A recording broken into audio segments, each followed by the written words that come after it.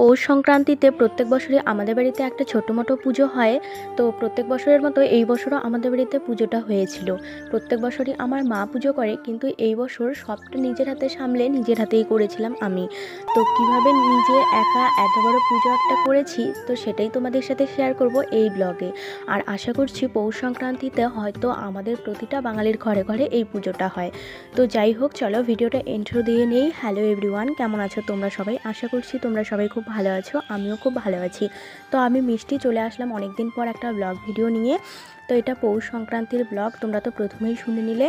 তো সকালবেলায় স্নান টান করে ফ্রেশ হয়ে নিয়েছি। এইদিকে দেখি বাবা পুজোর সমস্ত খরচপাতি নিয়ে এসেছে।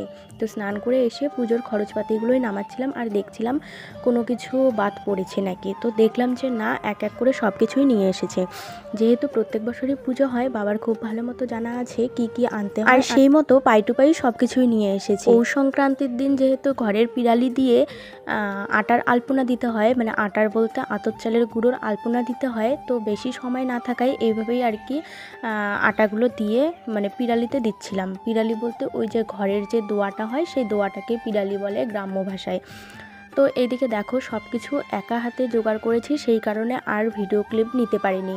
এইদিকে সর্ষার ফুল, মূলার ফুল, সুপারি, এদিকে দেখো ঘট রং করার থেকে শুরু করে, খুঁটি রং করার থেকে শুরু করে খুঁটির মালা গাঁথা, ফল কাটা এবং আলপনা দেওয়া সবটাই নিজের হাতে করেছি। একটা কোনো কিছু মা হেল্প করেনি। কিন্তু যতই বলো, আগেকার ছোটোবেলার দিনের যে খুঁটি পুজোগুলো হতো, মানে এই পুজোটা, সেটার আনন্দ আর এখনকার আনন্দ একদম রাত দিন পার্থক্য। ছোটোবেলা আগে ভোরবেলা ঘুম থেকে উঠেই চলে যেতাম নদীতে স্নান করতে, মানে কে কার আগে স্নান করতে পারে এই জিনিসটা খুব সুন্দর ছিল। এই কুয়াশার মধ্যে ঠান্ডা কনকনে নদীর জলে স্নান করতাম, কতই যে মজা লাগতো। সত্যি এখন মনে হয় ছোটোবেলার দিনগুলোই সব থেকে সেরা ছিল। আর তার সাথে মাঠে চলে যেতাম কালো কলম, মূলোর ফুল, সরষার ফুল, বড়াই, আরও অনেক কিছু নিয়ে আসার জন্য।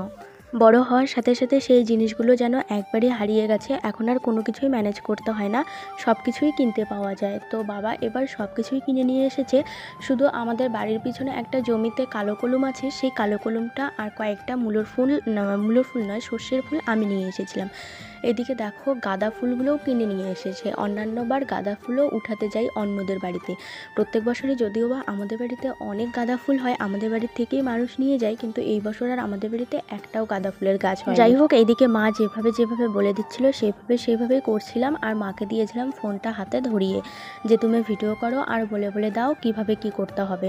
তো যেহেতু প্রথম করছি, মানে আগে তো মাকে হেল্প করতাম এটা সেটা, কিন্তু বসে থেকে নিজে করা আর অন্যের দেখা মানে অনেকটাই পার্থক্য রয়েছে।